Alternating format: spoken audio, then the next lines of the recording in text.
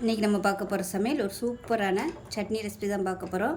சுட சுட இட்லிக்கு இந்த சட்னியை தொட்டு சாப்பிட்டு பாருங்கள், அட்டகாசமாக இருக்கும். வாங்க எப்படி செய்யலாங்கிறத பார்க்கலாம். இப்போ ஒரு கடாயை எடுத்துக்கலாம். தேவையான அளவுக்கு எண்ணெய் சேர்த்துக்கலாம்.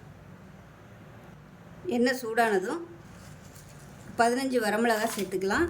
இது வந்து சின்ன சின்ன வரமிளகாயாக இருக்கிறதுனால நான் வந்து ஒரு 15 எடுத்துருக்கேன். இது பெருசாக இருந்துச்சுன்னா 5 இல்லை 6 எடுத்துக்கோங்க. ஒரு கொத்து கருவேப்பிலை சேர்த்துக்கலாம். அது கூடவே ஒரு 10 பூண்டு பல் சேர்த்துக்கலாம். இப்போ இது எல்லாமே நல்லா வறுக்கணும், கருக விட்டுறக்கூடாது.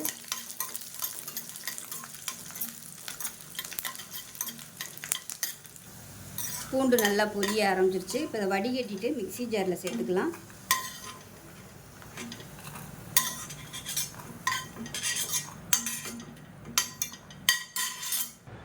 இப்போ இதை ஒரு மிக்ஸி ஜாரில் சேர்த்துருக்கேன். இப்போ இதில் வந்து ஒரு 5 பல் பூண்டு பச்சையாக சேர்த்துக்கலாம்.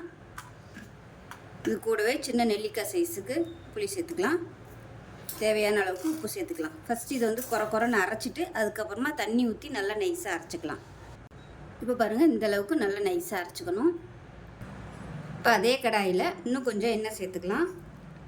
நல்லெண்ணெயாக சேர்த்துக்கோங்க. ஏன்னா இது காரமாக வைக்கிறதுனால கொஞ்சம் நல்லெண்ணெய் நிறைய சேர்த்திங்கன்னா நல்லாயிருக்கும். இப்போ எண்ணெய் சூடாகவும் கடுகு 1 டீஸ்பூன் சேர்த்துக்கலாம். அது கூடவே சீரகம் 1 டீஸ்பூன் சேர்த்துக்கலாம்.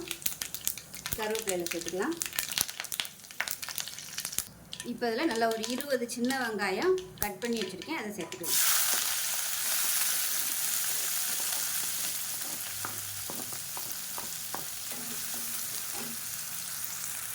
இப்போ இதில் 1/4 டீஸ்பூன் போல் மஞ்சள்தூள், கொஞ்சமாக பெருங்காயத்தூள் சேர்த்துக்கலாம். லைட்டாக கண்ணாடி பதம் வரட்டும் இந்த வெங்காயம். இப்போ பாருங்கள், வெங்காயம் இந்த அளவுக்கு வதங்கினதும் நம்ம அரைச்சி வச்சுருக்க அந்த பேஸ்ட்டை சேர்த்துக்கலாம்.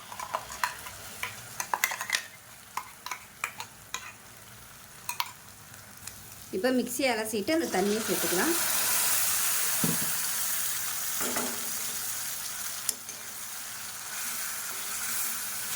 இது நல்லா வற்றி அப்படியே எண்ணெய் தெளிஞ்சு வரட்டும். இப்போ பாருங்கள், நல்லா வத்திருச்சு. இந்தளவுக்கு தொக்கு மாதிரி வரணும். சூப்பராக இருக்கும். இட்லி தோசைக்கெலாம் அட்டகாசமாக இருக்கும். சுட சுட பஞ்சு மாதிரி இட்லி சுட்டு இந்த சட்னியை தொட்டு சாப்பிடுங்க. கொஞ்சமாக தொட்டு சாப்பிட்டிங்கன்னா அவ்வளோ அட்டகாசமாக இருக்கும். 4 இட்லி எக்ஸ்ட்ரா சாப்பிடுவீங்க. அந்தளவுக்கு சூப்பராக இருக்கும் டேஸ்ட்டு. செஞ்சு பாருங்கள். செஞ்சு பார்த்துட்டு எப்படி வந்துச்சுங்கிறத சொல்லுங்கள். வீடியோ பிடிச்சிச்சுன்னா லைக் பண்ணுங்கள், கமெண்ட் பண்ணுங்கள், சேனலை சப்ஸ்கிரைப் பண்ணுங்கள், பக்கத்தில் பெல் பட்டனை ப்ரெஸ் பண்ணுங்கள்.